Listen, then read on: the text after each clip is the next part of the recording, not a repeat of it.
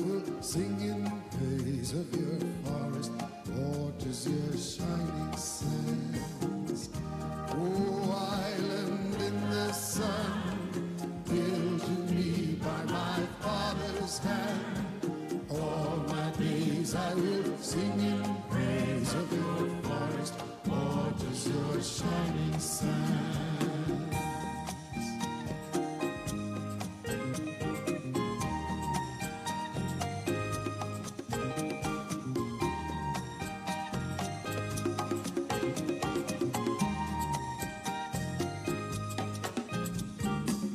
As morning breaks, the heaven on high, I lift my heavy load to the sky. Sun comes down with a burning glow, mingles my sweat with the earth below. Oh, island in the sun, built to me by my Father's hand. All my days I will sing in praise of your forest, waters, your shining sands. Oh, island in the sun, built to me by my Father's hand. All my days I will sing in praise of your forest, waters, your shining sands. Hey, hey, hey. I see woman on bended knee, cutting cane for her family. I see man at the waterside, casting nets at the surging tide. Oh, island in the sun, built to me by my Father's hand. All my days I will sing in praise of your forest, waters, your shining sand. Your shining sand. I hope the day will never come when I can't awake to the sound of drum. Never let me miss carnival with calypso songs philosophical. Oh, island in the sun, built to me by my Father's hand. All my days I will sing in praise of your forest, waters, your shining sands. Oh, island in the sun, built to me by my Father's hand. All my days I will sing in praise of your forest, waters, your shining sands.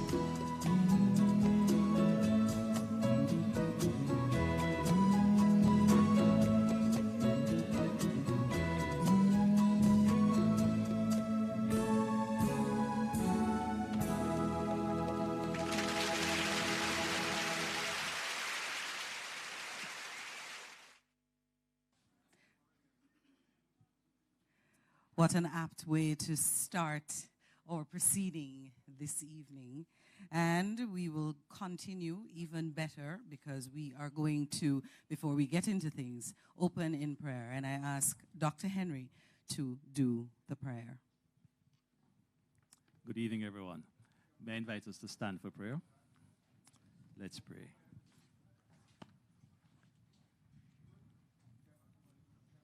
O island in the sun, Father, we thank you for this beautiful island and in particular for this region and for your hand of blessing upon our lives. We thank you that we can gather together like this, and you know the purpose, Lord, to speak about our nation and about constitutional reform, to advance the well-being of our people, the aspirations of our nation. And as we share together, we ask for your blessing, your wisdom, your continued guidance, and that together we will build Jamaica so that under God we can advance the welfare of the whole human race. We pray this in Jesus' name. Amen. Thank you so much. You may be seated. Good afternoon, everyone. My name is Roxy Nicol. I am from the Ministry of Legal and Constitutional Affairs, And on behalf of the Honorable Minister Marlene Malahoo-Forte, Permanent Secretary Wayne Robertson, the ministry's team and members of the Constitutional Reform Committee, thank you so much for hosting us here in beautiful Portland. Don't tell anybody I told you this, but it's my favorite parish. So thank you for our next town hall meeting. So I would like to welcome the Custos Rotalorum of Portland, Honorable Lincoln Thaxter. We just reconnected. MP of Portland Eastern, Mrs. Anne-Marie Vaz, councillors, special invited guests, members of the media, attendees both here and online. Thank you so much for joining us. And as we continue with the program, I will ask to come to the lectern Mrs. Anne-Marie Vaz, JPMP, Member of Parliament for Portland Eastern, to bring greetings. Mrs. Vaz.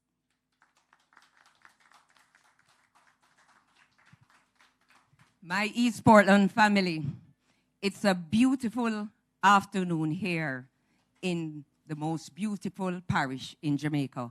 And I would like to welcome the Minister Malahoo-Forte, Minister of Legal and Constitutional Affairs, and her team to Portland on their Road to Republic tour. And these surroundings that we are in should inspire all of us to understand what we have in our hands, the beauty of around us, and the importance of ensuring that the beauty is preserved, but not only the beauty, that the beauty within our people is allowed to shine. Now, we are in our 60th year of independence, and I think it is important now that we get our own president. One of the issues in this road to republic is whether that president will be elected or selected. And that is going to depend on the input of all of us. It is one of the things that all Jamaicans, no matter where you're from, your input is needed in this constitutional reform that we are undertaking. In the local scene, maybe this, as you can see from the turnout, maybe it is not an issue that people understand how the importance of it and the importance of renewing, tweaking the Constitution so that it fits into the modern world and the modern way of thinking that we are in at this time. The issues affecting the people here in Portland are issues surrounding road, water, employment. And while the government is spending billions on infrastructure, right here in Portland, billions of dollars being spent to upgrade our roads. This process has been tedious, to say the least. And I want to share that members of parliament, we lobby for roads. We lobby for the things that people want. But that's where our involvement really and truly ends, because it's then up to the agencies and the contractors to deliver what was promised in the time that they are tasked to present it. And I want to apologize because we have been living through hell in this parish. But it's what we wanted. And at the end of the day, this is not a rebuild of any road. This is the laying of a foundation. And it is always tedious when you're laying the foundation to build. Because unless it is built on a solid foundation, we'll find ourselves right back here in another 5 years. And we don't want that. Same issue with the water. We have been trying our best, but Portland has found itself in a unique situation where we are having drought, something that we are not used to, coupled with pipes that have been over 40, 50 years old. That's the situation we're working with. We are doing our best. Delivery of water has been improved due to the the mains being put along the highway, the government's intervention in trucking water. Is it at the level that we are all happy with? No, but we are working towards it. Another issue faced in locals, which maybe if that was a meeting, you would need 2 halls, is employment. This government has seen fit to remove the fees. We are, for the first time in our history, having the lowest unemployment rate. And what that means is that there are more people employed than ever. But there is a shortage of labor across all sectors. And this government is ensuring to remove that barrier. And you can get skills training at Heart NTA Trust now up to the level of an associate degree. While we are working on all the infrastructure and all of that, we also have to work on our Constitution. And that's what we are here about. Because the Constitution affects governance. It affects every single one of us here.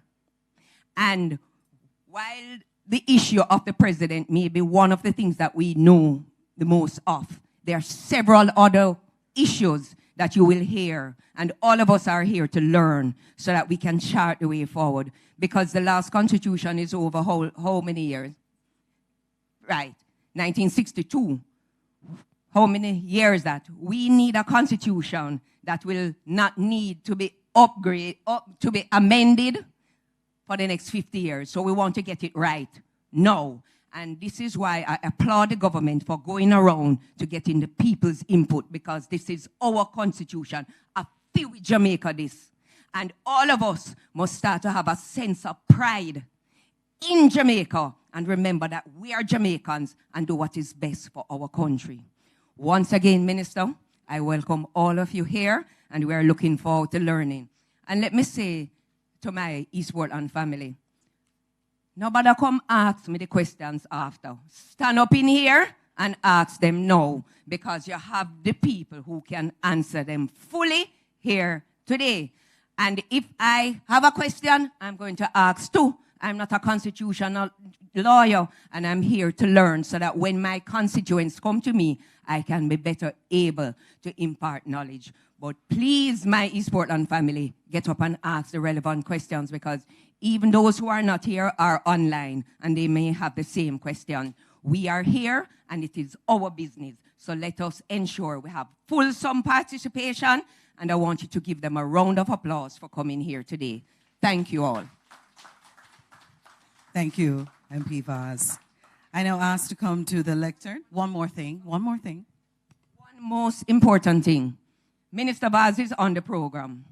But as most of you may have heard, and if you didn't, transport has been added to his portfolio, which is already science, energy, and technology.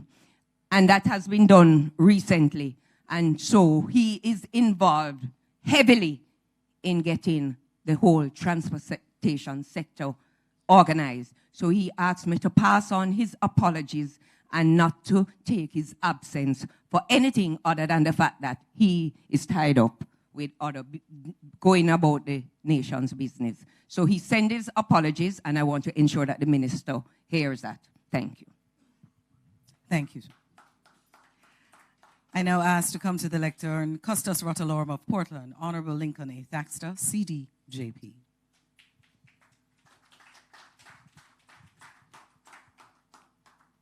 Thank you, moderator, Ms. Nichol. And as she just said, we just made a connection. I sat down there and realized that I had known the moderator for quite some time when I was a member of the Tarrant Baptist Church in Kingston when I was at Calabar. Rabalak. Okay. It is my great pleasure to welcome Minister of Legal and Constitutional Affairs, Mrs.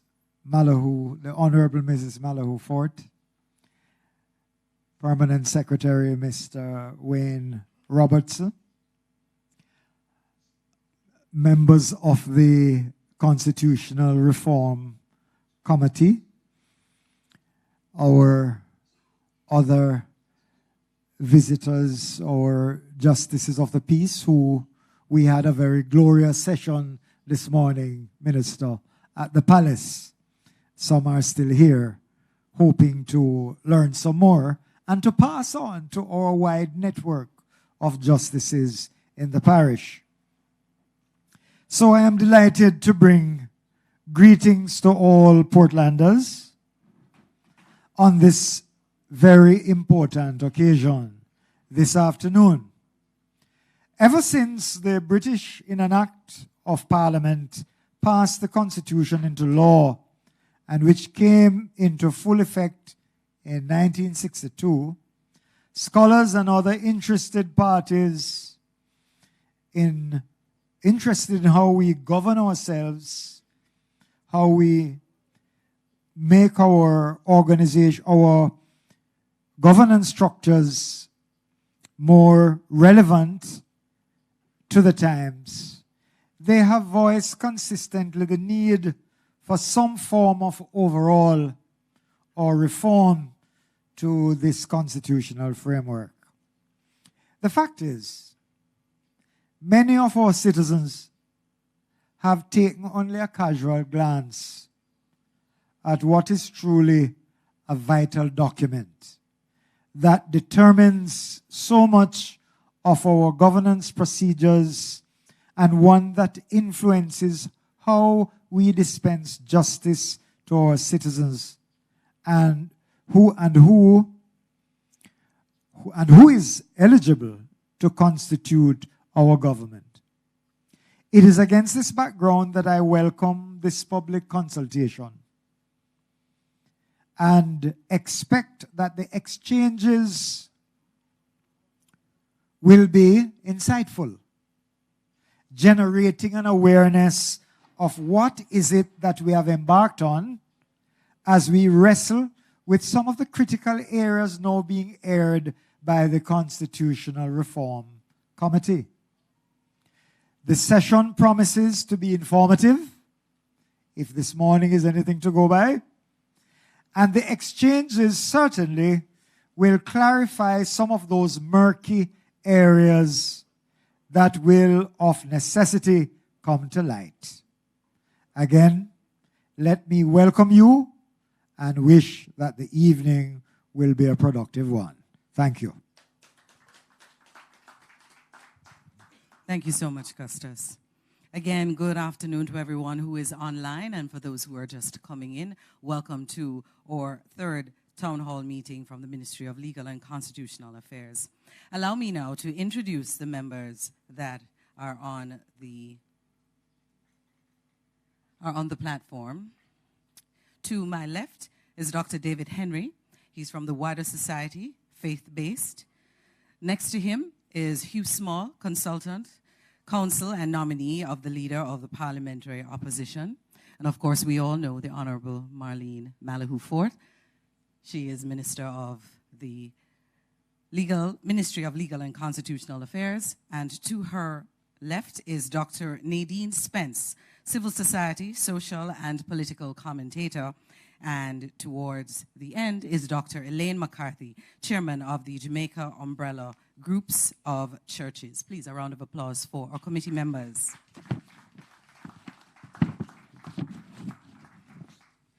So before I move on to, before our minister brings remarks, let me do a litmus test. Anybody in here has ever seen or read the Constitution? Let me see your hands. 1, 2, 3. Oh, not bad. Pretty good. And how many of you know what this process is and able to share? Some? Okay. So our purpose here is to listen to you, hear your concerns, and that you understand even more when you leave here this evening than when you came. Because what you need to understand is that it's about you.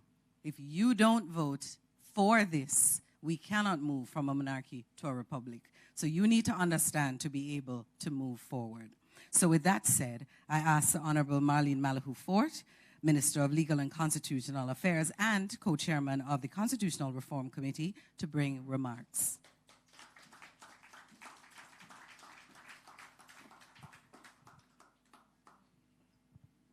Thank you so much, Roxine.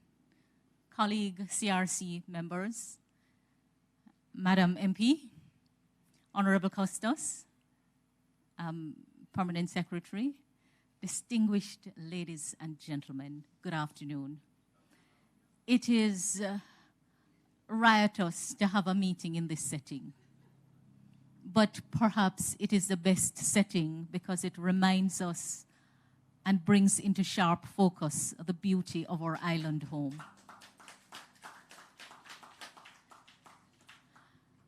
Madam MP, as you brought your remarks and you spoke about the road and you apologized for the inconvenience, I couldn't help but make a parallel.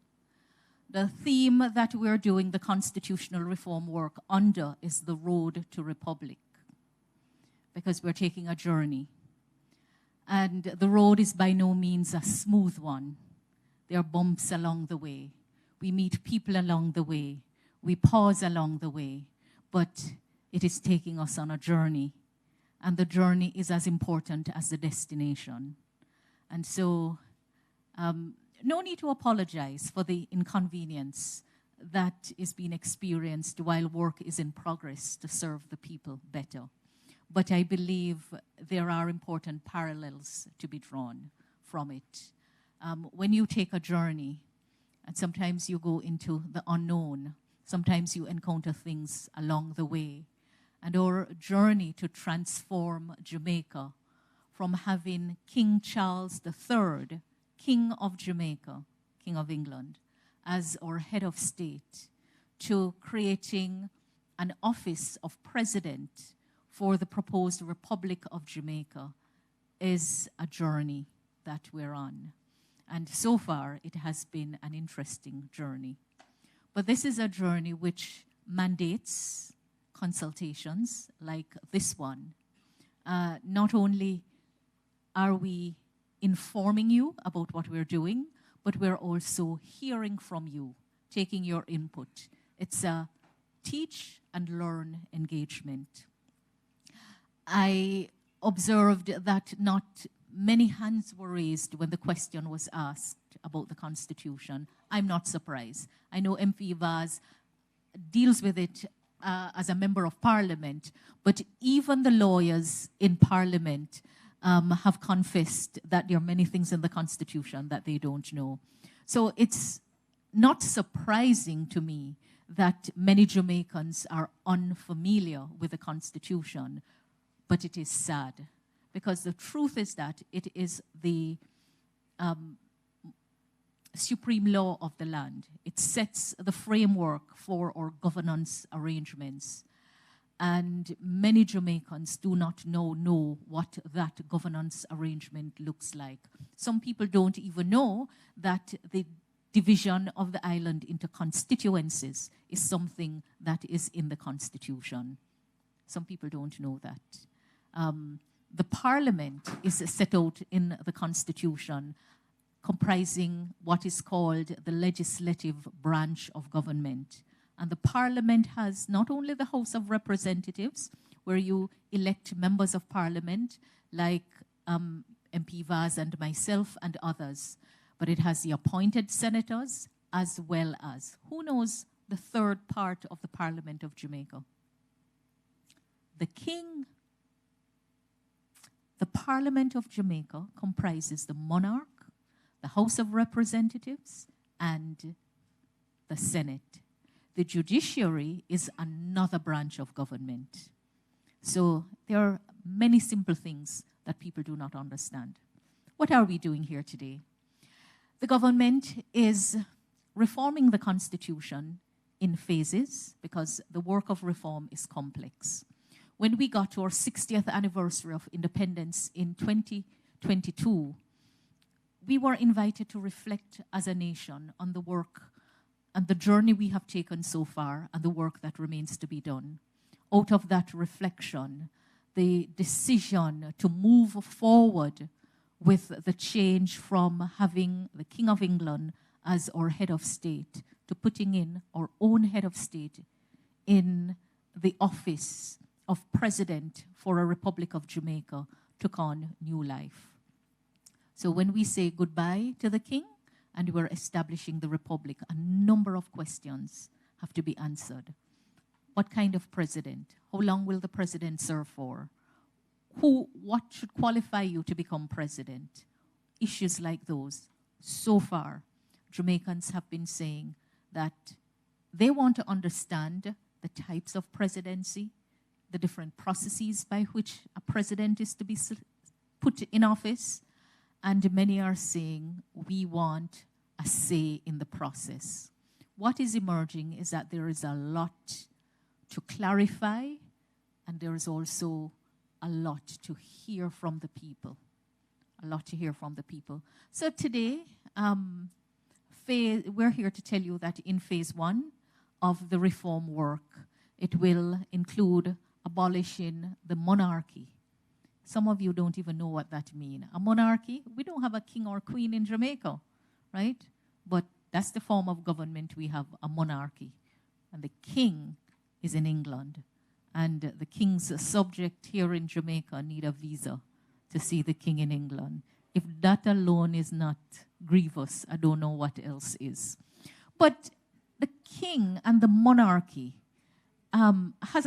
they have a complicated history and presence in Jamaica, coming out of colonialism and tied up with the slave trade. And today we are still experiencing some of the legacies of slavery.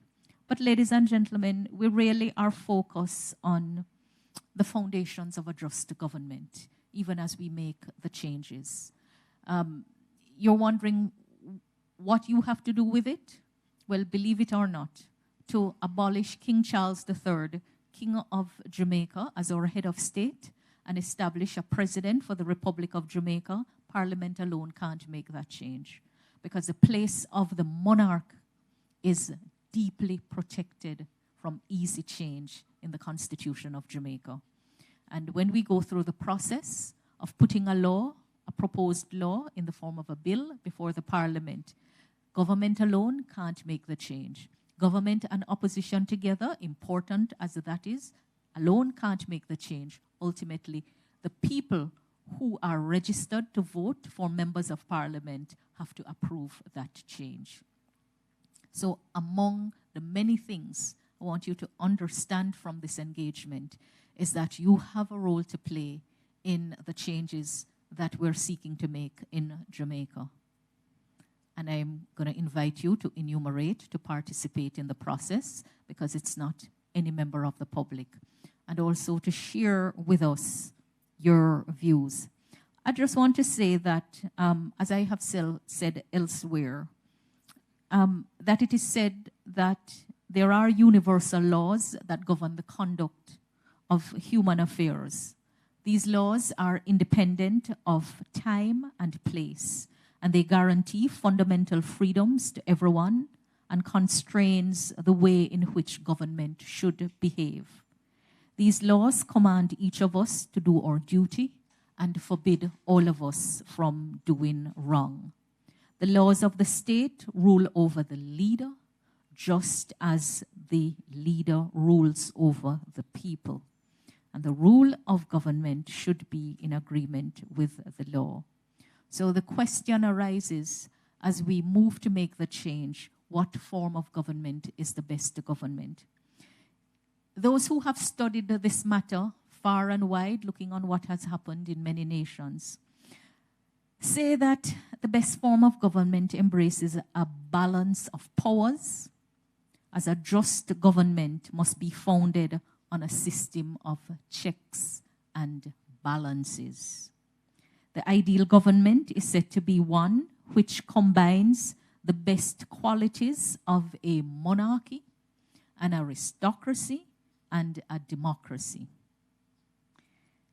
This sort of state would have an executive with preeminent and royal qualities, but also grants certain powers to leading citizens and to the people according to their values and judgment.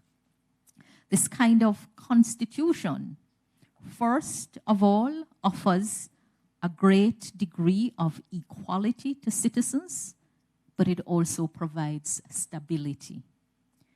It is said that when one type of government alone rules, it frequently decays into the corresponding degenerative form.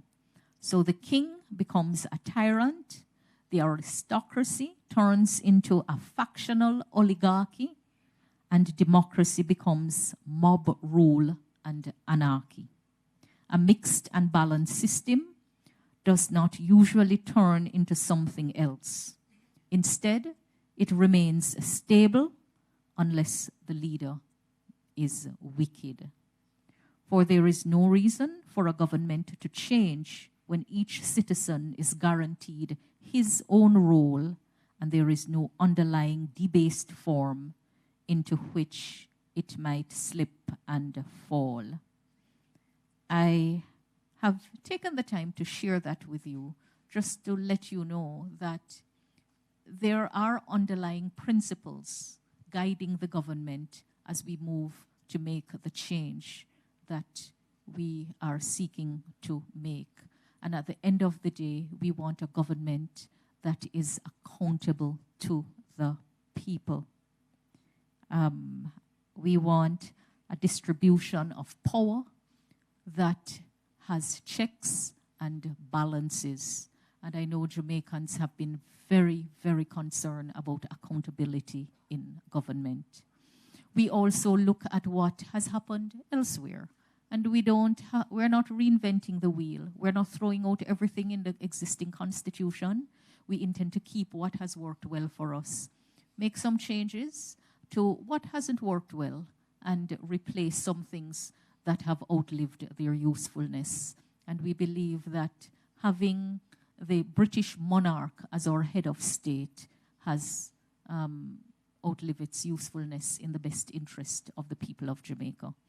I want more than anything else for this session to be an engaging one. So I'm going to bring my remarks to a close and to say to you that no question is a silly question.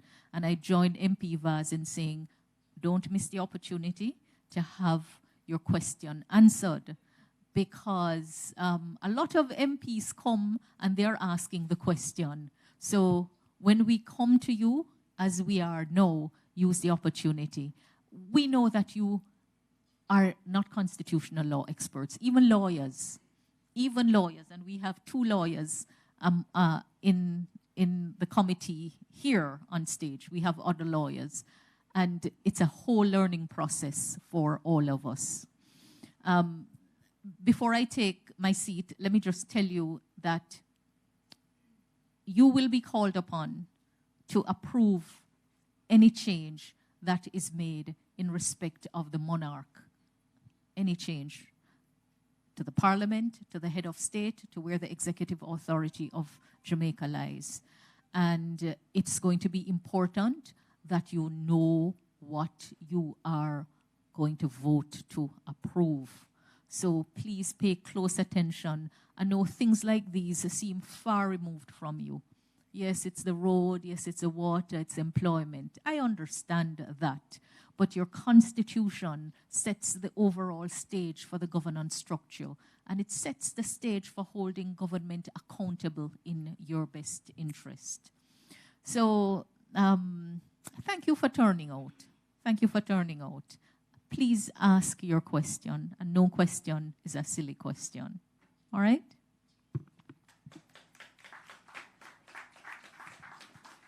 Thank you so much, Minister. And following up on that, I want to ensure that whatever it is that you do not understand, make sure you ask. That's what I'm here for. So if anyone is speaking and you're still not sure if they've answered the question, and you say, Lord, them talk nicely, and you stop there, and then you go back and you still don't understand, that defeats the purpose. So let me pick up from where Minister says, who understands what a referendum is? Tell me, sir, what is a referendum?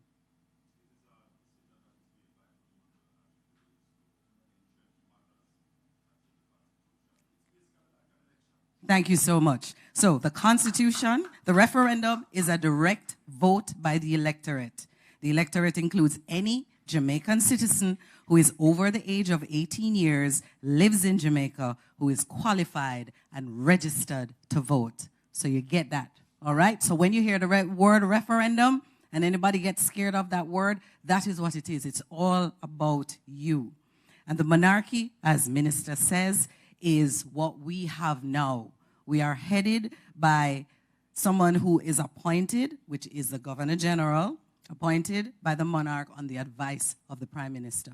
So that's what we're looking to move away from towards a republic. So anything you have to ask and you don't understand, ensure that you ask again, because I want everybody to have something clear before you leave here. Can you all promise me that? All right. And you have microphones on either side, so you have your questions. Please step to the mic and make your questions heard. We want to hear from you. And the same gentleman who answered the question, could you introduce yourself, sir, and be brief on your question, sir, because we want it answered. So please, go ahead. Good afternoon, everybody. My name is Colin Bell. I am the PNP aspirant for East Portland and the councillor caretaker for the Fellowship Division, Chink, Fleas and Flies. I have a number of questions. Minister, welcome to Portland, and the distinguished ladies and gentlemen on the platform. You mentioned, Minister, that there are a number of things in the Constitution, and I've been grappling with one, is the role of Deputy Prime Minister in our Constitution. One, why do we need a President and a Prime Minister? Why can't we just have one? Canada, which is a member of the Commonwealth, just have a Prime Minister. The United States only have a President. Why we need to mix both? And the third question, as a child of a slave, a maroon, I am ready to remove the king and also the final court of appeal. Why is it should I pay $170,000 for a visa that I'm not guaranteed of getting that visa, so as to get my final appeal answered in the UK?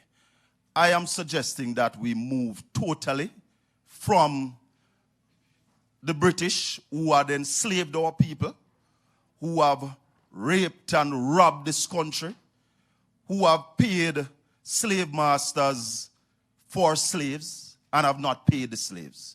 So I'm asking for total decolonization. Thank you. Thank you so much, sir. You have three questions. He asked about the Deputy PM, about the President and PM, and Court of Appeal.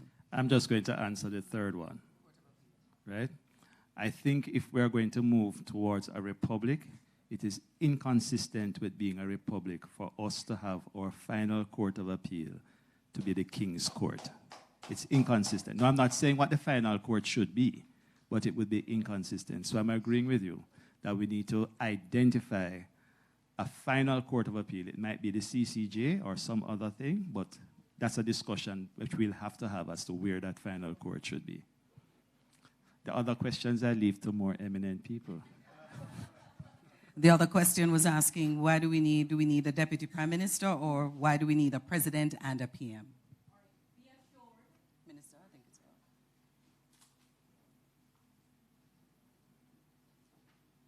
Be assured, ladies and gentlemen, that the issue of which final court is a matter that will have to be fully discussed, and it will be top priority in phase 2 of the reform.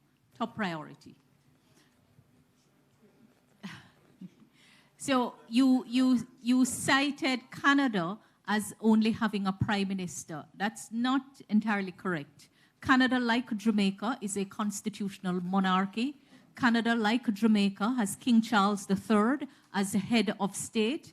And Canada, like Jamaica, has a Governor General representing King Charles III as the head of state, separate and apart from the current Prime Minister, Justin Trudeau, who is the head of government. So that's a little misunderstanding on your part. The next question, we do not have in the Constitution the role of Deputy Prime Minister. Many governments do not have it, but conventionally, deputy prime ministers have been named from time to time. So one of the questions that we may have to consider is whether we move to have a deputy head of government formalized within our constitutional arrangement. Some countries have their deputy presidents and other deputies stated. May I? Yes. So you just said that the post of deputy prime minister is not in the constitution. No, it's not. But we are paying somebody $21 million to be deputy prime minister. Yes, sir. So that's unconstitutional. No, sir. It doesn't make it unconstitutional. Whatever your issue may be with the pay, it doesn't make it unconstitutional. But you just admit that the post is not in the constitution. There are not everything in the arrangements of the government is set out in the Constitution. And the Constitution is supported by a body of conventions. And you also have other laws. All right? That is why we're trying to fix it, sir. We're trying to do what is called Jamaicanize the Constitution. I know, so that there are issues, you know. Don't for one moment think I'm not aware that there are many issues. And everything will not be resolved in the constitutional reform process. But we are here listening to the people, and to the extent that a problem needs resolution, I certainly will be taking it back to the appropriate place in government for consideration to be given with the input of the people for the appropriate solution. As a Maroon, I'm just begging that when we go to the referendum, we remove Britain totally, our former slave masters. Don't have nothing more to do. Duly noted. Thank you.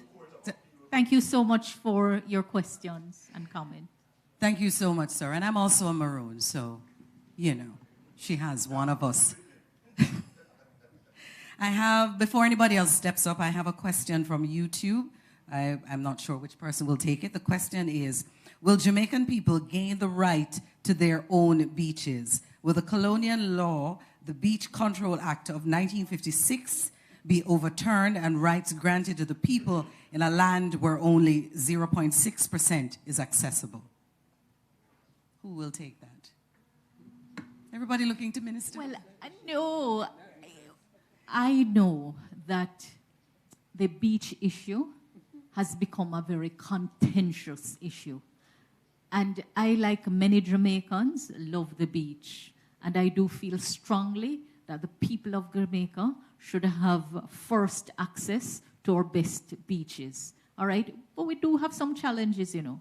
Let's not for one moment forget that part of the freedom and free will that we protect so much has the flip side of indiscipline and lack of responsibility, etc.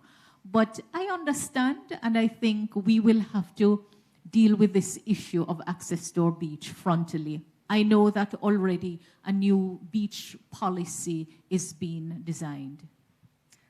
Thank you so much, Minister. Sir, could you introduce yourself and go ahead with your question? My name is Wilburn Carr. I'm from Islington, the good one, up here in Portland.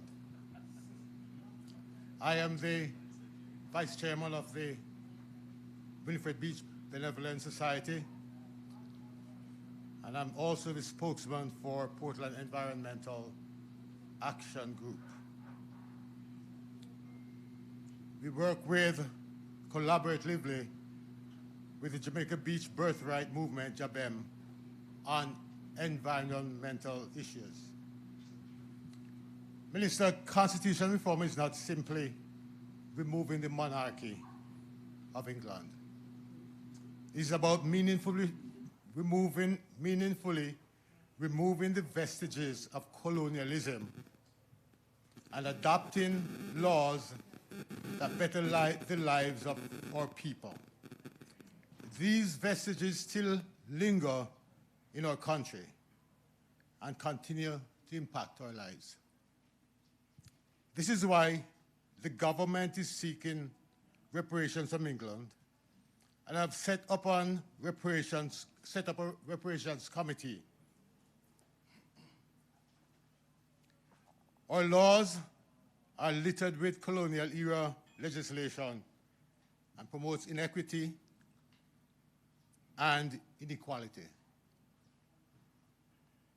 I want to focus on one today and get an understanding if the committee is considering fixing the issue of beach, river, and river access rights constitutionally. The Beach Control Act of 1956 is a colonial era legislation,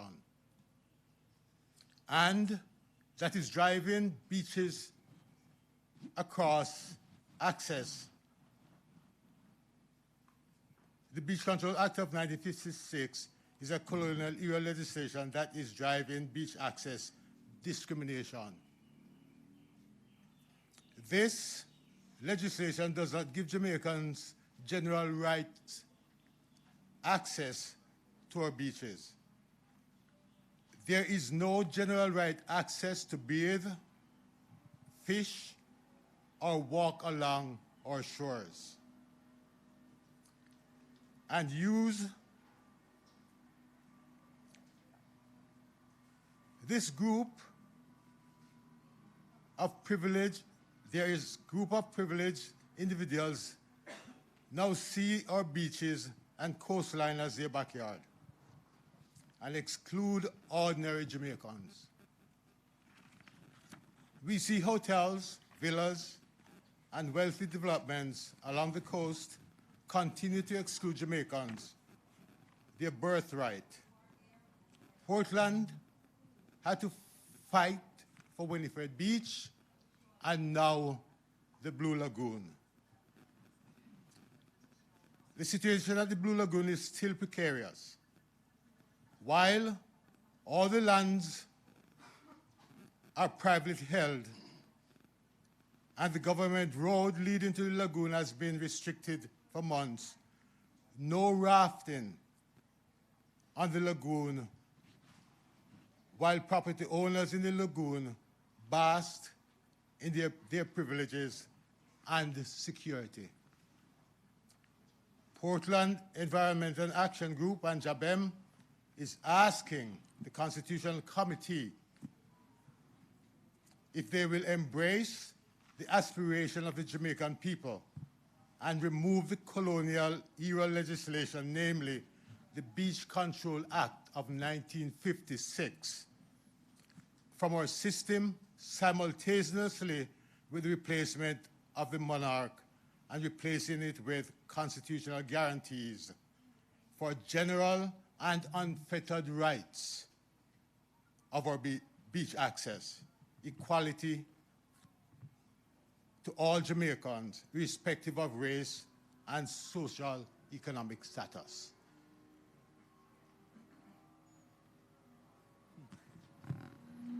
Thank you, sir.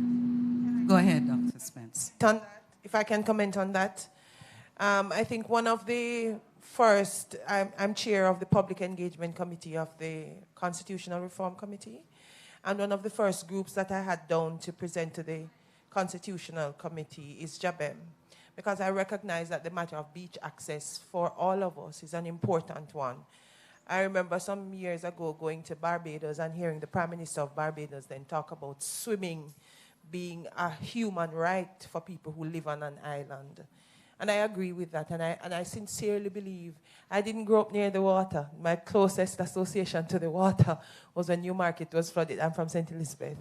The other beautiful parish was when, the other best parish, was when Newmarket was flooded in the 1970s.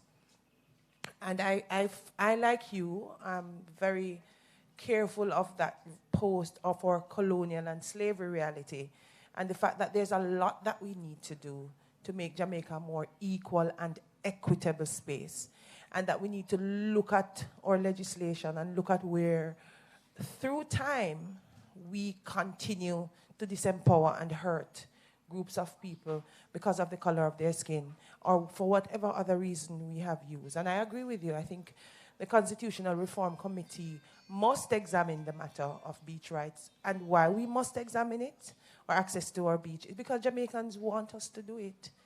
And I think that our job is to look at those issues that are brought to us, or that the people have indicated that we need to examine. And so for that reason, when we met as a committee, I said to the committee that we must listen to the people who are talking about beach access. And the minister has said, this is also a matter that she's very, I know she can speak for herself. She's very much conscious of and believe in. So I think that the committee will give that matter its sincerest attention. Thank you so much, Dr. Spence. Minister.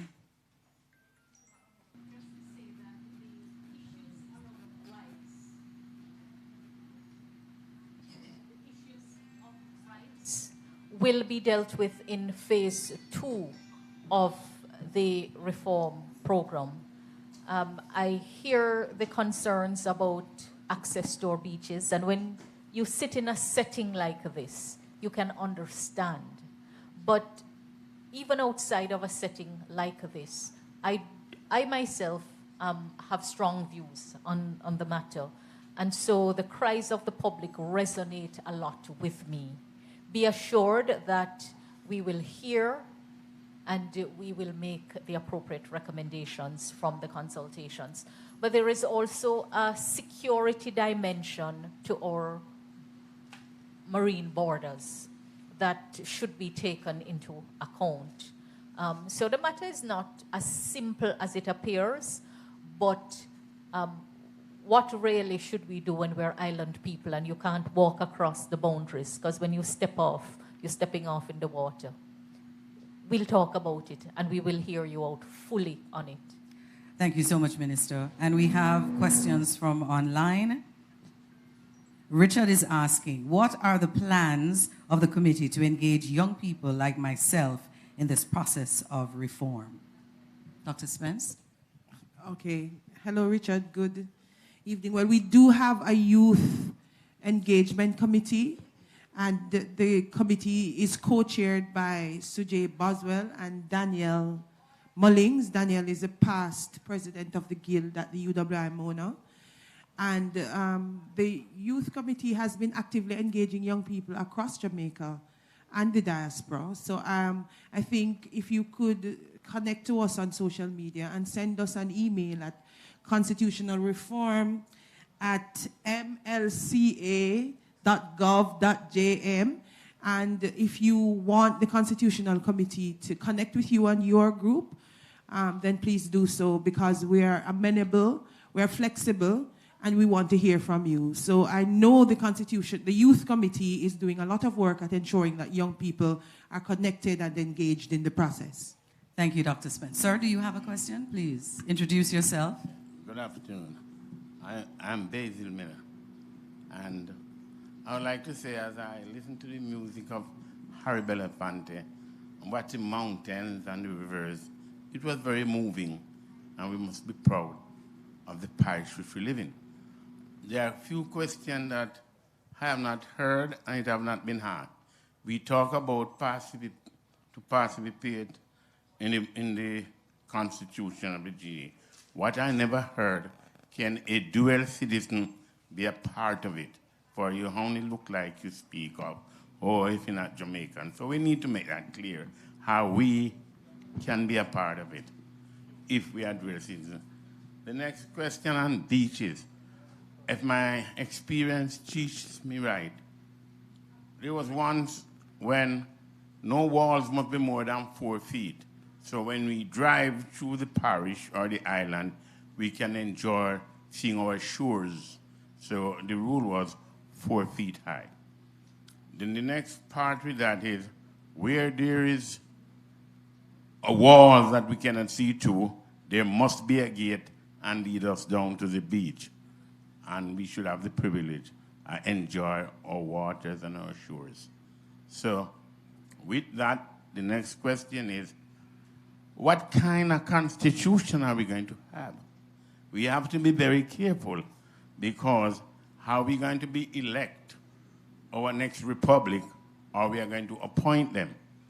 And we must get those facts clear, for I'd rather see we elect it so every born Jamaican, regardless of color or skin, we can decide that there is no monarch or the Brown family or the Williams family, so Jamaica can be selected from whatever walks of life and be one of their heads of state.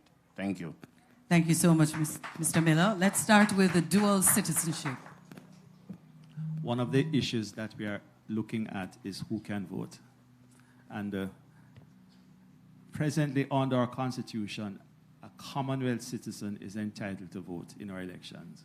And a Commonwealth citizen can include somebody from very far away who is not necessarily Jamaican. And so we are looking at that right now. We are favoring a position where Jamaicans can vote. However, there has to be a certain residential requirement. They'd have to be in the country for a certain period of time. And certainly if you want to be in the parliament and represent the country, you ought to live here for a certain period of time. Thank you.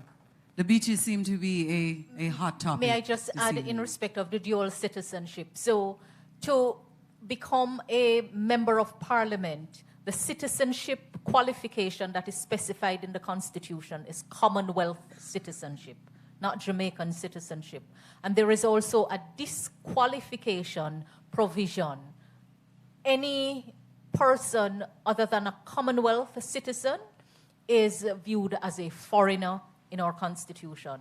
That is what we inherited in our arrangements coming out of the British Empire. And the British Empire actually transitioned into the Commonwealth of Nations with the British monarch as head of the Commonwealth. And so the Jamaica Constitution, like many others that are modeled in that way, has a special place for the Commonwealth. Jamaicans, the contentious issue of dual citizenship arose in respect of Jamaicans who have American citizenship, and the United States of America is not part of the Commonwealth of Nations. So it is one of the matters, actually, that require the approval of the people in a referendum to change. And Jamaicans seem to have mixed views on it. Some feel that, you know, Jamaicans who travel to the US should be able to participate in the parliament, who travel to and take on American citizenship. Others say that you need an undivided loyalty. So it will come down to questions around allegiance. And it is one of the matters that we are deliberating on in the committee. And in so doing, we are taking into account the views that have been expressed in the public domain. Minister, let me dig into where you spoke about Commonwealth. I saw the looks on some persons' faces. Can you go deep and ask, for the person who will ask, what exactly is being a Commonwealth member? So the Commonwealth comprises countries, well, formerly comprised countries that were once British colonies. Now there is a process where other countries who are not British colonies can apply for membership in the Commonwealth of Nations, and many have applied. So right now we have, within the 56-member group, countries with a different background and history than those who had the shared history of being a former British colony. And that is really, when we talk about the Commonwealth, that's what we're talking about. Thank you. Countries, so almost all of the English-speaking Caribbean are former colonies and members of the Commonwealth. We have Canada, we have the UK, we have Australia, we have New Zealand, but we have countries like Pakistan, India. We have many on the African continent, and recently some that were not former British colonies like Rwanda, for example, coming into the Commonwealth. So we really have to revisit. Why should, say, a Pakistani or a Rwandan be eligible to sit in our parliament after coming to Jamaica, residing for 12 months, and not a Jamaican born here who has taken on American citizenship? So these are some of the things that we are discussing. Thank you, Minister. Hugh Small, would you like to weigh in, sir? Not on the Commonwealth topic. Although I would remark that some of the countries that have come in, I just say like Rwanda, the question of the breach rights keeps coming up. Yes. And It's a complex issue, as the Minister has said. And governments are faced with complex issues. And they have a lot of power to deal with complex issues. But it requires deep consultation and consideration. In the common law of Britain, the state owns all the land between the high water mark and the low water mark. And if you have a piece of land by the sea, you cannot exercise ownership over that high water, low water mark. And in some places, it's a considerable part of the value of land that is on the coastline. But that is not the problem we're facing. The problem that we are facing is that as tourism has become the key card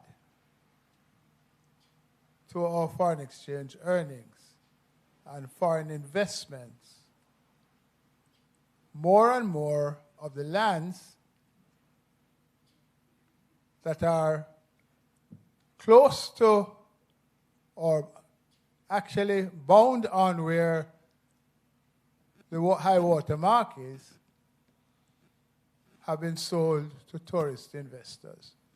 And I'm not drawing a distinction now between Jamaican investors and other investors. What we have not paid attention to is making sure that people have access to go to get to the beach. And I'm not talking now just about the part between the high water mark and the low water mark, but to get to the beach so that they can sit down, take off as much of their clothes as the law permits, expose themselves, whether or not they would be of interest to photographers, but just wade in the water, splash. Well, that's another question. But wade in the water, splash, and enjoy. And what has been happening over the years is that access to the beach, access to the sea, we didn't talk about beach, access to the sea is being restricted because beachfront land and land along the seacoast is in private hands generally. We have not had a state policy that establishes beaches along the coastline every so many miles that are reserved for the enjoyment of I&I. In the same way in which we have not had, and we have to come to terms with it now because we're not pointing fingers at anybody, so please don't think we're trying to joke out anybody's eye. Same way we have not had reservation of land for parks. And we have to start thinking about it because the horse gone through the gate already. And so when we talk about resilient corridors, which I think is one of the buzzwords now for tourism development, we're not talking about resilience in terms of the enjoyment of I&I. We're talking about enhancing the attractiveness of Jamaica as a tourist destination. Last point, I know you want to give somebody else a chance, moderator. There was an article in the newspaper this week that spoke about the Tourism Enhancement Fund providing money for the development of Reggae Falls. That's in St. Thomas. Good idea. But when you put it that way, it almost sounds as if it is being done as an adjunct of tourism enhancement, which is not primarily focused on I&I, although a lot of us as Jamaicans go and enjoy the beach. So it's a conversation that needs to be widened. It's a difficult problem because there are constitutional issues in it. How is the government going to get back land that is going to be available to give us access to bathing and enjoying the seawater without infringing the rights of people who already own property? But the conversation needs to start, and the opposition has been as quiet on the subject as the government has been talkative on the question of resilient corridors and tourist enhancement. Thank you so much, sir. Sir, you have a question? To inform that the beach access policy is under review, and there is in fact a draft that will, in short order, there is a consultative process that is going to take place, and a discussion paper will go to the Parliament. So the issue is not falling on deaf ears. But Hugh is right, it's a complex matter, and we have gone down a road a long time, but make no mistake, the concerns being raised in the public sphere, they're not falling on deaf ears. Thank you. Sir, please introduce yourself and ask your question. You've been standing for a bit. Yes, my name is Richard, the Emperor Core. I am from right across there. I was born and raised, 6 Love Lane. My question concerns land, and I'll get to that, but given everything that's been spoken and asked and answered about the beach, I have a very particular question, and especially since Mr. Smalls just mentioned, everything seems to be talking about private investments, pretty much making us a landlocked country. But where we stand right now, as I understand it, and I stand corrected if I'm wrong, this is still government property. Like I said, I was born right there. I swam these channels all my youth life. This is where I played most of my football. I went to school right up on the hill. This was free for myself and all the other Portlanders and visitors to this country and from this island to come to. Not long ago, I took my wife and children here to go to the beach, and I was stopped saying the beach is closed. Mark my surprise, the beach is closed. This beach has never been closed. How is this beach closed? In conversation with the security, he was explaining to me that it's the Port Authority now in control and they're concerned about people's welfare and well-being. My granduncle taught me to swim by taking me out on that concrete buoy there, throwing me off. That's how I learned to swim. The beach was never closed. Nobody was concerned about people's safety then. So this is not private. This is government if I know my facts. And I stand corrected if I don't know my facts. But this is still not accessible to us, Portlanders. So that is an additional question to my original question, and it just forms itself based on the discussions that have been taking place here. So I'd like someone to explain that bit to me and others that exist in this country like this, and where will that fall in this new reform? My original question surrounded land, and again, I stand corrected if I'm wrong, but my understanding is that most, if not all, the land here in this country is crown land, meaning it's owned by the monarchy that we're trying to get rid of. So my question is, will they just say, okay, take the land, now it's yours, you could do what you want with it, and then we, as the people, get it? Like, I have a land title that suggests or implies that it's not really my land, it's the crown land that I'm holding. So that is my original question about the land.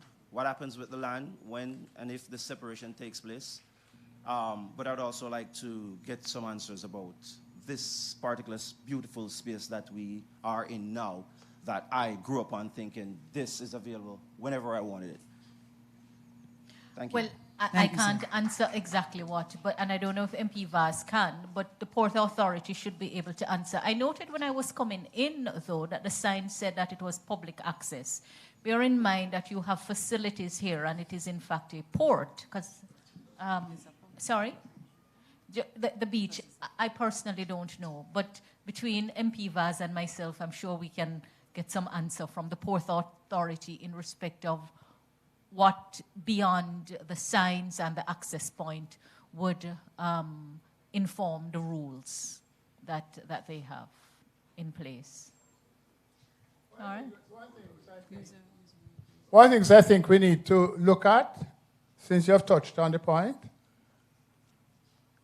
is you spoke about crown lands. What our crown lands are vested in the Commissioner of Lands.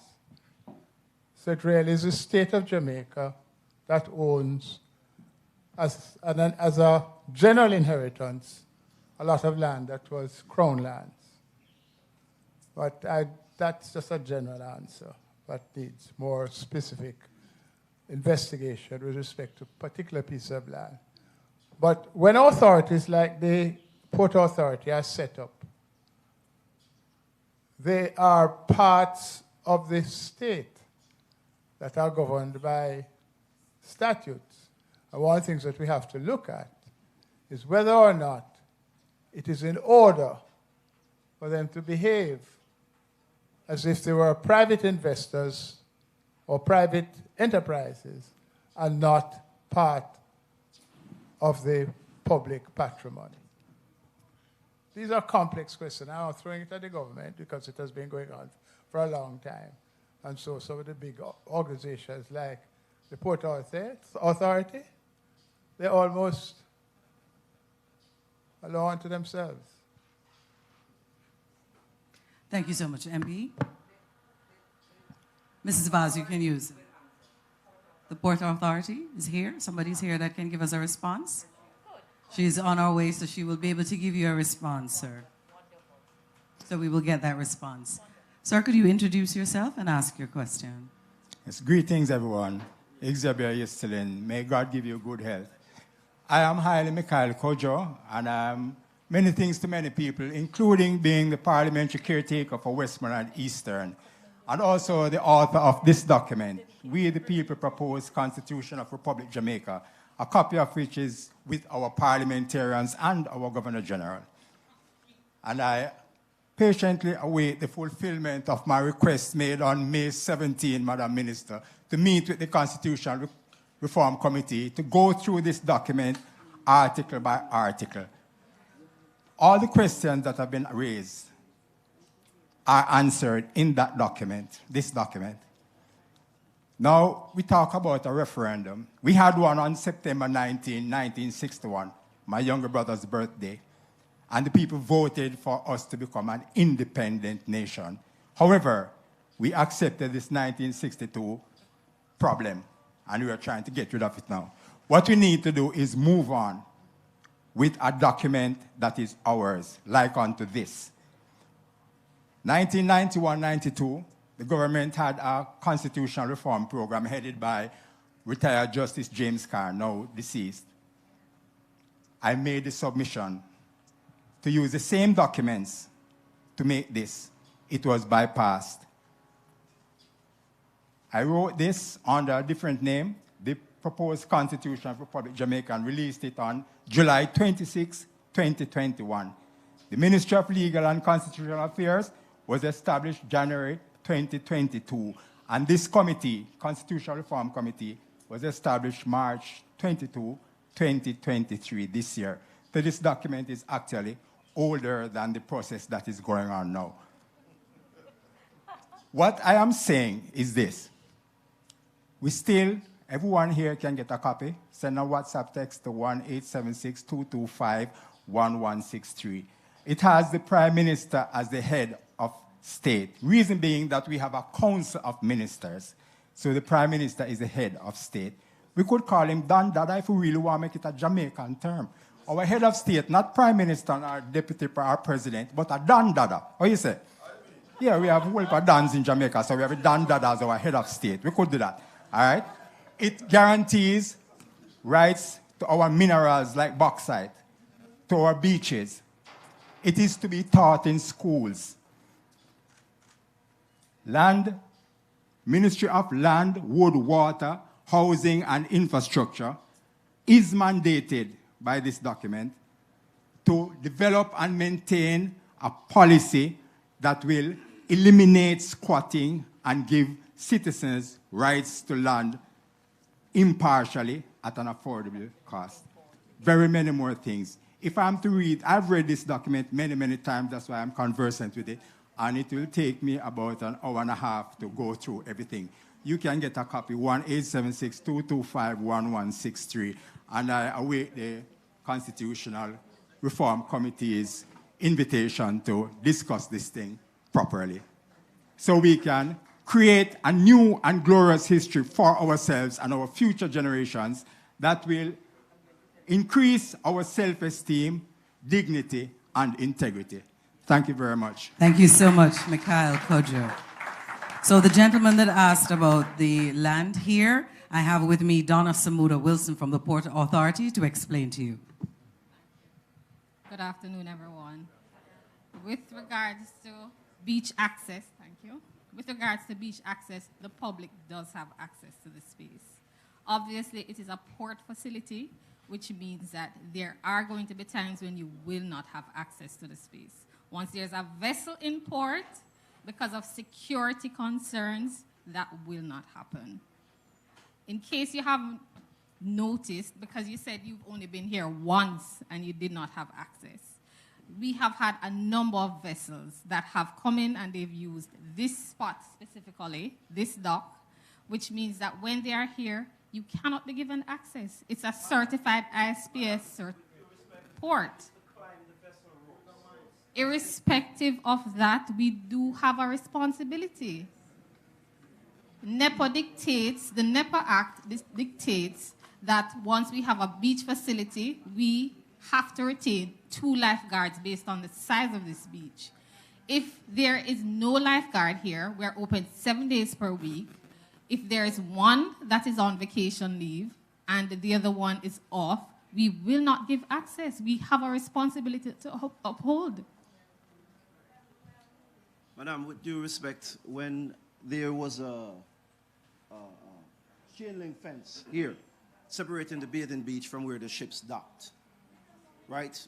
I don't know, maybe we were deviant boys, used to climb the ship ropes. Ships were docked here when we used to swim there. Sir, so, since 9/11, a lot has changed, and that's one of the things. Including our access to our beaches. Since 9/11, but if you're entering another country, aren't there additional security measures that you have to go through? We're not talking about another country, we're talking about Port right, but I'm saying right similarly, here. In Jamaica, there are security concerns. We have a responsibility to the vessels that are here. All right, we won't be able to resolve the issue here and now, but be assured that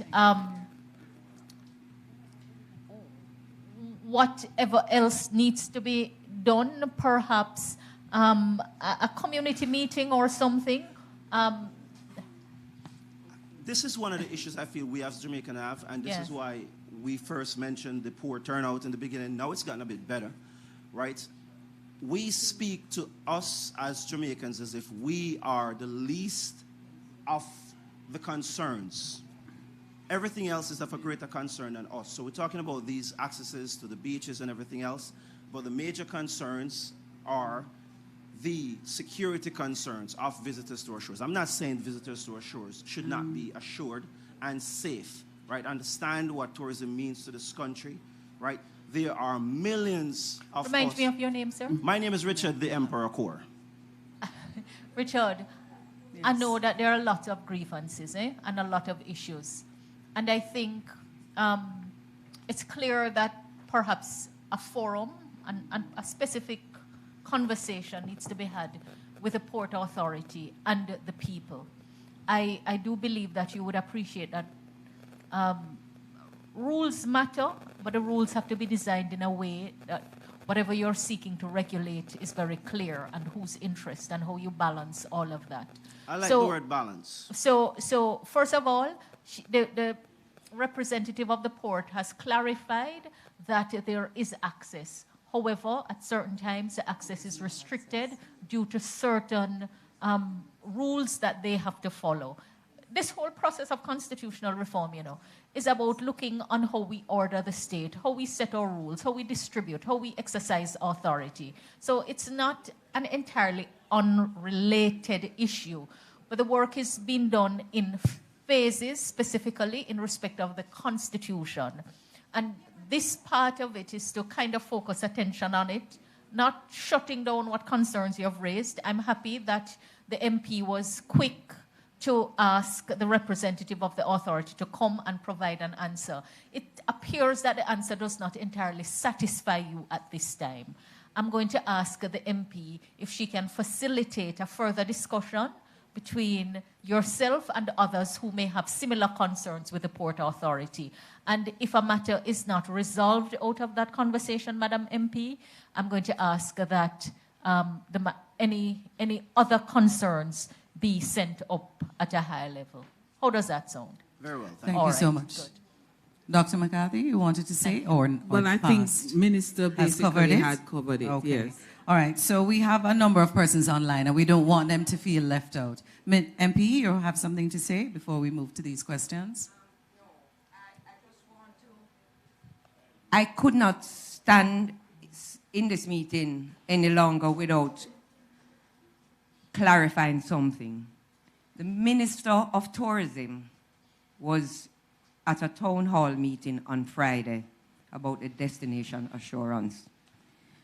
And the destination assurance framework that they are putting in place now does not speak to a tourist, because what we don't understand and what needs to be clear is that everybody who is not, does not live in Portland and come here to go to the beach or to go to Boston or to go to Reach Fall is a tourist.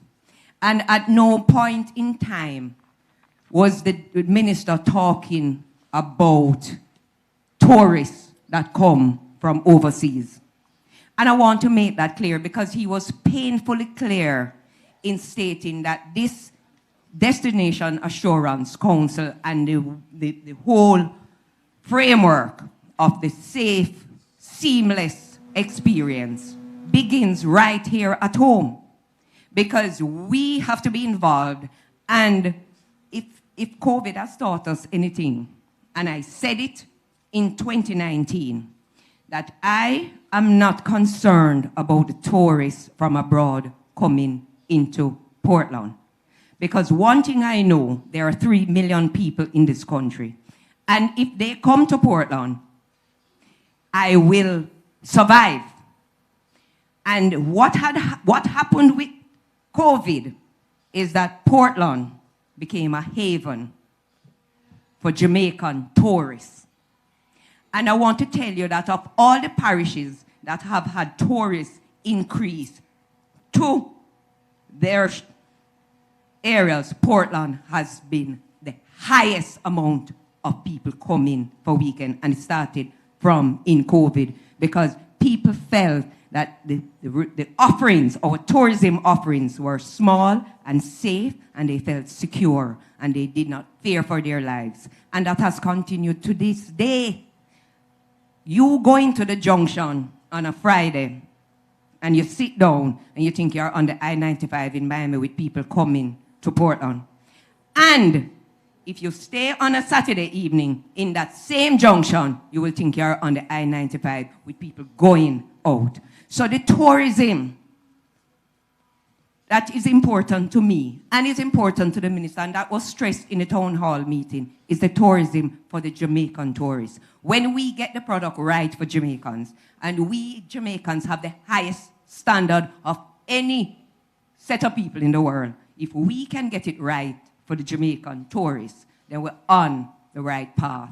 We wouldn't have to advertise. We wouldn't have to spend the millions in budget. And so I'm saying to you, the Minister of Tourism with the Destination Assurance is for all of us, safety, and for all of us to understand that tourism is not about the man that owns a hotel with 500 rooms. It's about the farmer that is farming the scallion in the garden, or the craft vendor that is weaving her basket. So I just want to make that clear, because I could not have the Minister of Tourism come down here and stress that point, that a tourist is anybody traveling across Jamaica, and we experienced 2 years of that because of COVID. So I just want to make that point clear on behalf of the Minister of Tourism. It's about Jamaicans. It's about us and our country and how we want to run this country. Madam MP, it seems as if we will have to ensure that the people are educated on that point. Yes. Right. Yes. Thank you so much. Sir, the third question.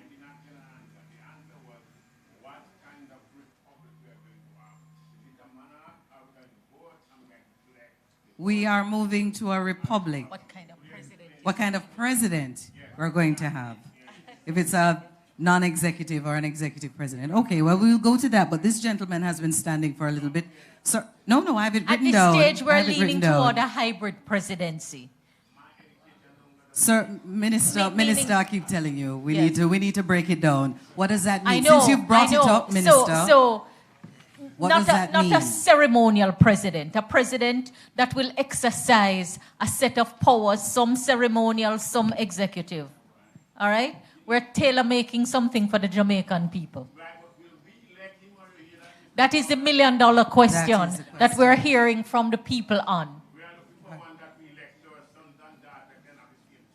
Duly noted, sir. We're hearing the views of Jamaicans on that. Thank you for sharing your point. Yes. Please introduce yourself, sir, and ask your question. Good afternoon, everyone. My name is Hatley Cleary. I'm the JLP caretaker for the Fairfield Division. Welcome to everyone who is here this afternoon. First and foremost, I would like to let everyone know this afternoon that as Jamaican, we are out of many, one people. And sometimes I hear this blackness being pounded about, and we need to understand that we are mixed. It's not just one color that makes up Jamaica. And it's neither maroon or Ashanti, whatever you are, we are all Jamaican. So we have to be very careful of the fact that as a Jamaican, we are all supposed to have all the same privileges. So as it relates to our beaches and our rivers, I've heard a lot of persons mentioning our beaches and our rivers. But what I've not heard anybody speak about is how important is responsibility. Because as Jamaican, what I've noticed is that we have access to a lot of places, and in many years down the road, those places have become dumps because of how we operate as a people. As a people, we need to start going back to the drawing board and teaching our people to be responsible, because we have lost that along the way. And I have seen fishes, shrimp, crayfish in the river just floating. Why? Because people just poison it for one home. You just want fish or janga for your yard and you go poison one whole river. Why are we not talking about this thing and educating our people that when you do that, there are rippling effects? And for every action, there is definitely an equal and opposite reaction. Why are we not speaking about having access to the riverside and the beach, but we have people cutting down the trees and burning coal and all of those things, and nobody is acting responsible? Where are the movers and the shakers when all these things are happening? We turn a blind eye in many cases, and we are playing politics too much in this. Everything we mix with politics, even community development sometimes, and things that can help to grow, allow the beaches to be safer and better, sometimes because of political expediency, we turn the blind eye. It shouldn't be any problem for JLP, PNP, no P at all to work together for the betterment of the community. And as a result of that, we have reached a stage we are pandering to the gallery. We are only, look at us today. Where are the people? And if it was roadblock, you would see the place full. Yeah?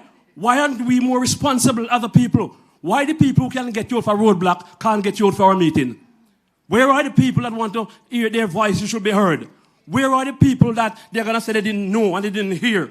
But if a roadblock is out there, they come out with power saw and machete and gas and everything like that, looting and shooting as if they will. We need to understand that as a leader, if we do not lead from the front, we are just followers.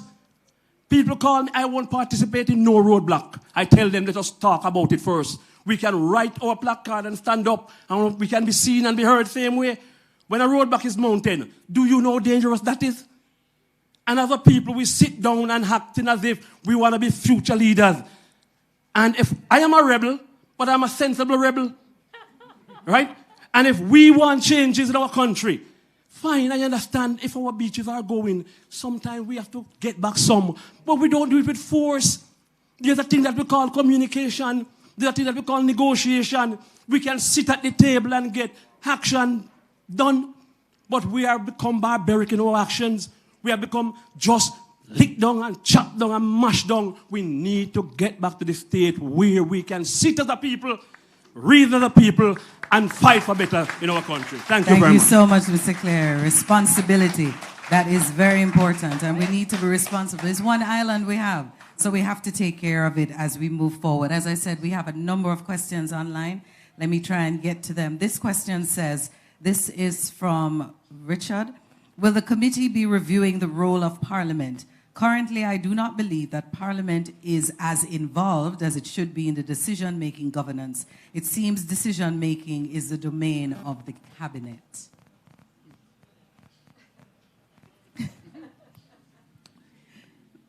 Speaking personally, that is an issue of great concern to me.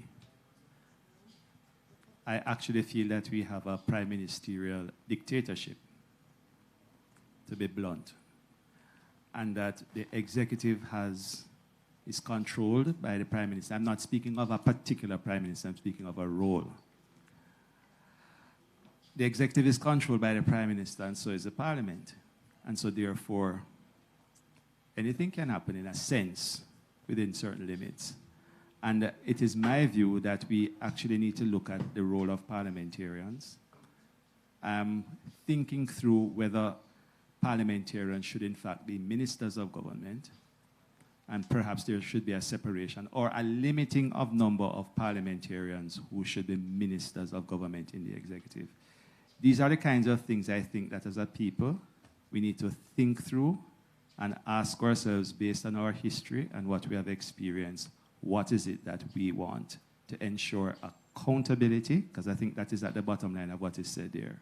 Accountability and transparency. And that we get a true republic, which is government by the people, for the people. Those are my comments on that. Thank you so much, Minister. As a sitting MP and a member of the executive, I think it's a reasonable question. Those of us who are ministers and MPs, we're carrying 2 full-time jobs. And, you know, I was saying to my colleague Anne-Marie that all of us know that the challenges of the duties of the executive and the representational duty is something that I'm thinking about too. What I would just say, though, is that I know that the decisions I make as minister are so much richer from what I see in my representational role of the people, because everything I do is informed by what I see in a personal, intimate way that I wouldn't otherwise have the opportunity to see and experience for the people. But it's something that we will have to come to terms with. The system that we have now was designed for that, so you do not have an overthrow, for want of a better word, of the executive. But we have seen other systems where you have a strong backbench that can better hold the front bench to account. And I know certainly on the government side, it's an issue that the parliamentarians complain about all the time. So I am listening and observing and also taking into account the experience that I'm having here to help to inform the process. But this is one that we need to talk a little bit more about, because the role of the parliament is a critical role, and it's not secondary to what happens in the executive with the decisions that are taken on policy. So we'll have to engage a little bit more on that matter. A former prime minister, if I can just add, a former prime minister said this: "It has seemed to me that the duties of a minister and a member of parliament should each normally require full-time attention. There are cases of exceptional individuals who manage to do both effectively, but these are the exceptions rather than the rule. Ideally, members should be able to concentrate virtually full-time on one job or the other. However, it is important that whoever performs either or both functions should be the direct product of the electoral process. In other words, we should elect both of them. Those are the words of Michael Manley back in 1994 in a memorandum he wrote to the Honorable David Corr. I say that to say, let's learn from those who have been in the process, and let's build on what they are saying. I'm not coming to a conclusion, but I'm saying that the issue that you have identified is a real one. And those who have been engaged in the process over time, they are saying there are some challenges that we may need to address going forward. Thank you so much. Sir, you have a question? Please introduce yourself, because time is drawing nigh on us. Good evening, ladies and gentlemen. My name is Emile Rodney. I am the Councillor Caretaker for Port Antonio Division. I am aware that we are moving on the road to Republic, but I think a lot of the focus is being placed on our old Constitution. I think we should find a way to take more suggestions of what we want our new Constitution to be. What we want it to be like, because remember the Constitution is basically the law of the land, right? My main question is, what are the financial benefits of us moving away from the monarch and forming our own head of state? Thank you, sir. Mr. Rodney.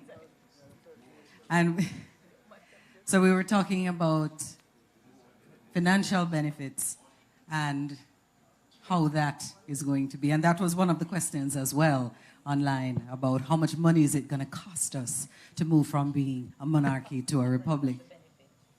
But what are the benefits? Sir Hugh, are you taking this one? A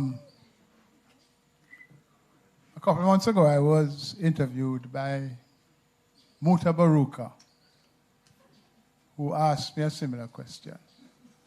And you know that Muta Baruka is as down to earth and feet on the pulse of the earth as you can get. He doesn't even wear shoes. And so I quoted something that he had said earlier, that there are some things that are of tremendous symbolic importance to us, a people who have emerged from generations of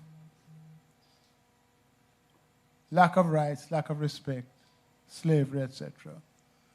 And of course, he chuckled because I was using his own words back at him. Consider how we as Jamaicans feel when our sports people excel and the celebrations are taking place in towns, town squares, bars, all over the place. I mean, sometimes during the Olympics, different countries have camera people who set up in halfway tree for the big celebrations. And it is even more explosive when we establish world records. Our identity as a people is so much larger than our geographic mass. It is so much larger than our economic weight. We punch way above our weight in cultural and other areas. And one of the reasons why people say, what is the financial benefit? Is because we have been through so many hard times. And we kind of feel that if you can't show me the money, it doesn't make any difference to us. Well, I'm here to tell you that if you listen to what Bob Marley has been saying, Muta Baruka, and Peter Tosh and others, you will know I'm not that modern. I don't pretend to be, although I recognize that he's a popular star now. Popcorn. So we can't measure everything in terms of dollars and cents. When you go abroad and you speak about being a Jamaican, and when we stand out among all other Caribbean people, even when we're going through hardships and we're killing each other and going on, we are proud of who we are, and we need to ensure that the world recognizes that out of this process, we can have a result that indicates that the outcome has come because we have elevated our people to a point where their voice has been heard and has had a decisive impact on the structure of the state and the governance policies, accountability of the Jamaican people. I'd just like to add to what Hugh has said. What is the financial benefit to me of Jamaica abolishing the monarchy and becoming a republic has been the hardest question to answer. In fact, when I was engaging MP Vaz about organizing this meeting, she said to me, you know, when she spoke with her constituents, they really were struggling to connect to the subject matter because all of their questions had to do with the local issues facing them. And so I wasn't surprised that you focused a lot on those issues in trying to make the link between what we're doing. I have to tell you that I've been grappling with it because I have not found the answer in the way that I think the people want to hear. But as Hugh has said, it is much more than that. Much more than that. Hard to tell a man that when all he is concerned about is his immediate bread and butter issue. But we have been so concerned with the immediate bread and butter issue that we believe now that it is okay to earn a living in utter chaos and disorder, totally disregarding the law, totally disregarding the environment. We're really going to have to pause and assess it. You can help us by telling us, you know, what it is that you're looking for by way of benefit from where you are observing the matter. All right, I am fully aware of our culture, that is important, and doing things our way is the way forward. I'm not arguing against that. But on point 3 it says, serving colonial ties that... Severing, sorry, I'm not... Ties bind Jamaican head of state to the UK monarch, costing taxpayers millions of dollars. So is it costing us now to be a part of the monarch? Because it's on this paper. So that is something that has to be clarified with the wider public. Well, we have to pay, the Governor General is actually representing the monarchy. So if we're going to have an office there, might as well we have an office in our own right, instead of it being a representative of the foreign monarch. Thank you, Minister. Dr. McCarthy, you wanted to say something? Yes, I was just reflecting on all that have been said so far. And in particular, there was a gentleman who, you know, was very passionate as he spoke about persons blocking roads because of things that they are not in agreement with, etc., etc. And what I'm thinking is that, for instance, our people are emerging where they want to be involved in what is happening in our country. And so engagement sessions like these will become the kind of forum in which they can hear their views and recognize that they too have a voice and that they will be listened to. I heard our MP making reference to a recent town hall meeting that was held. And it is obvious too that even though that was held, there are still the room for more of these.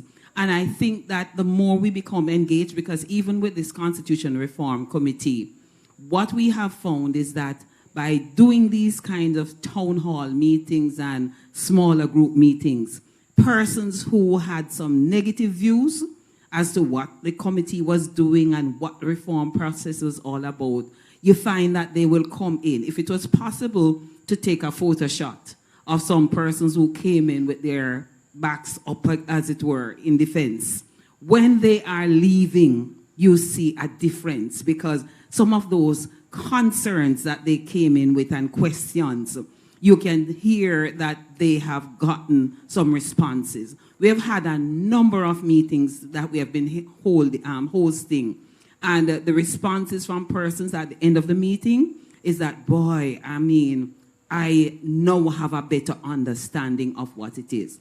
Now, it's going to take a lot of doing to get the message out. At the meeting this afternoon, Mr. Small asked the question, and I think it was asked again this afternoon, how many persons know about what is in the Constitution? And look at the book and the size of it and the jargon which is used there. It is not that easy to understand. So what we have to do is have a process of constantly breaking down what's in the Constitution so that everybody in Jamaica, as best as possible, can understand. And what is also very important, now all of you who are here at this meeting should then become like ambassadors. You have heard gotten some information this evening. When you go back to your smaller group setting, share it with them, because it's impossible, in a sense, for this committee to reach everybody in Jamaica. But when we speak with certain groups, we are expecting that they will now go back to their smaller group setting and share the information. But the conversation have to continue at all levels. And so we are not averse to having persons, the person who organizes the engagement session didn't maybe mention that you could also put in your proposal to come in and speak with us. Even the gentleman over there, he has given Minister a copy of his Constitution. And so his proposal will be aired, because we have a list of persons that we are going to be meeting with, including him. I don't know if he has done a recent update, because at the last meeting in St. Catherine, he said that they were going to be working on an update. But I'm just saying that to say this. Reach out to us, and we will be able to help as best as possible. At the end of the day, every voice is important. Your voice, your say is important. And so we are looking to you to give your constant support, and we will be able to take it into consideration. Thank you, Dr. McCarthy. We have one final question. Have you changed your mind, madam? No. Okay, well, introduce yourself and ask what. This is the last question, because we need to wrap up. Go ahead. So my name is Melanie. Step closer to the microphone, please. Thank you. My name is Melanie Byfield Kaur. I am a citizen of Jamaica, and one of the things I'd like to express, actually, first of all, is the involvement of the diaspora, but not only the diaspora, people like me. My parents, both my parents were born right here in Jamaica, and the exclusion of dual citizens from being a sitting member of parliament, I feel is like a punishment to people like me.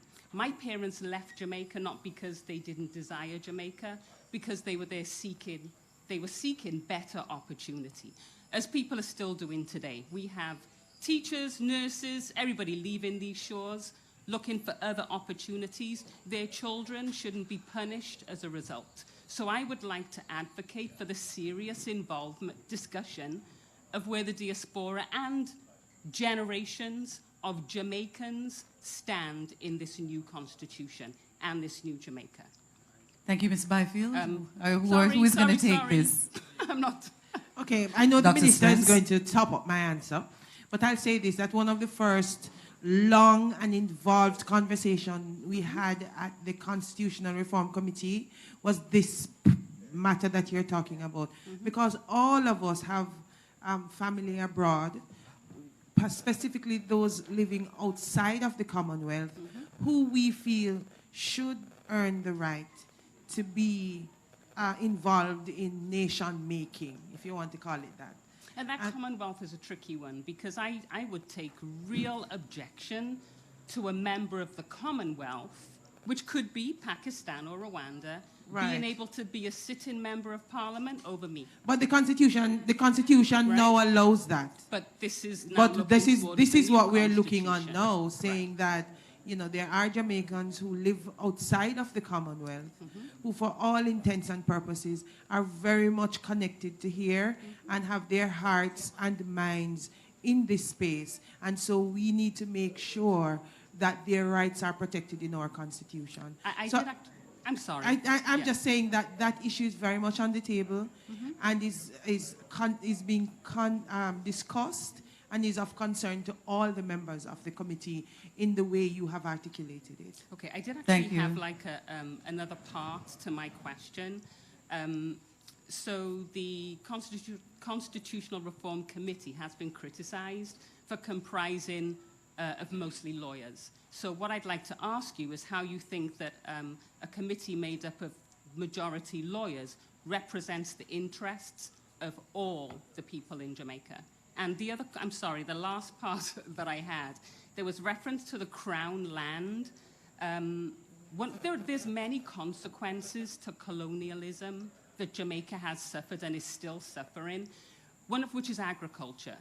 Referencing back to Michael Manley actually mentioned in his book, Up the Down Escalator, that 70% of the agricultural land in this country is in the hand of something like 5 or 10% of people.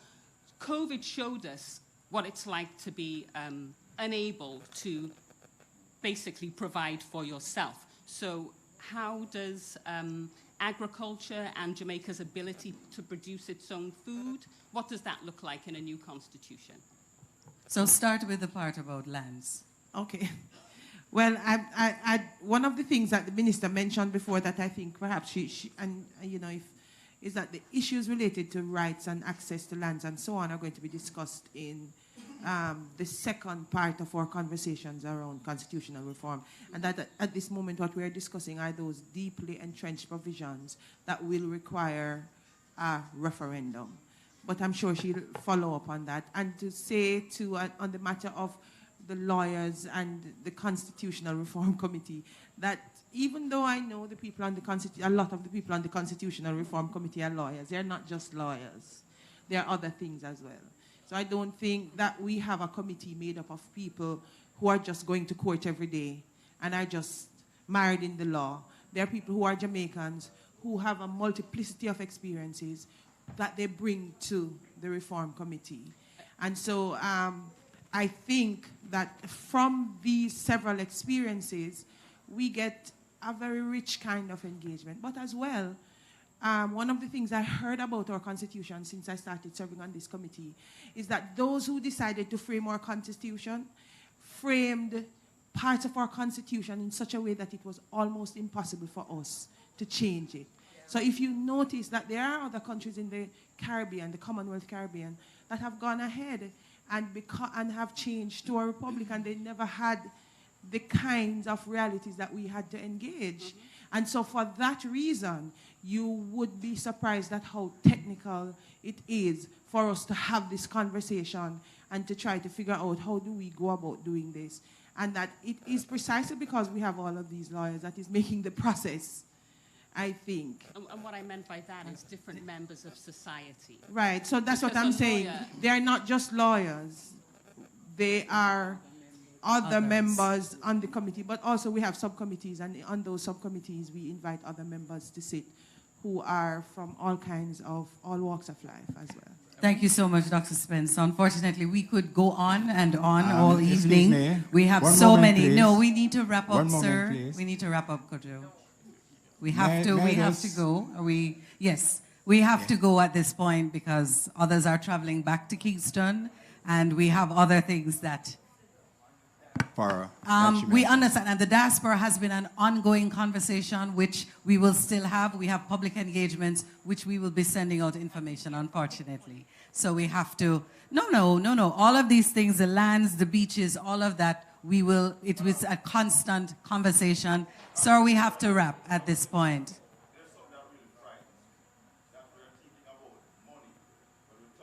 About leaving the monarch.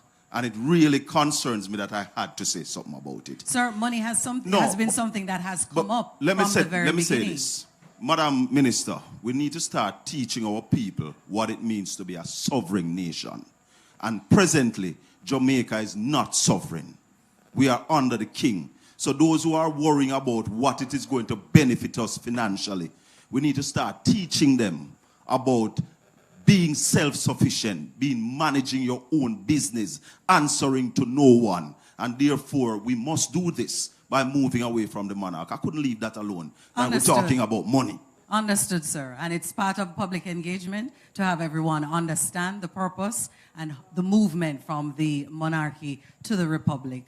And everybody will have their opinion, and we have to be gentle with them as we learn, because it's a lot to learn and it's a lot to process. The Constitution is several hundred pages, and there's a lot with the process and the phases that we will be going through to get this done. But of course, it cannot be done without you understanding and signing on it. Okay, so thank you all so much, Minister, for having our next town hall meeting, and thank you so much, MP Vaz and the Costas, please giving our thanks to you, the members of Portland, everyone here who has welcomed us to this beautiful parish. We want to hear from you. We need to hear from you because the conversation is ongoing, and you can go to our website, mlca.gov.jm.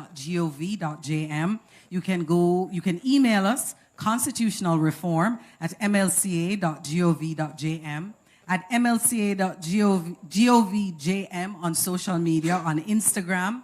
We have the Road to Republic, and you can WhatsApp us at 876-441-9097. So let us hear from you, because this is an ongoing conversation. It will take some time, but we want to ensure that your voices are heard. So on behalf of the Ministry of Legal and Constitutional Affairs, I'm Roxy Nickel. Walk good.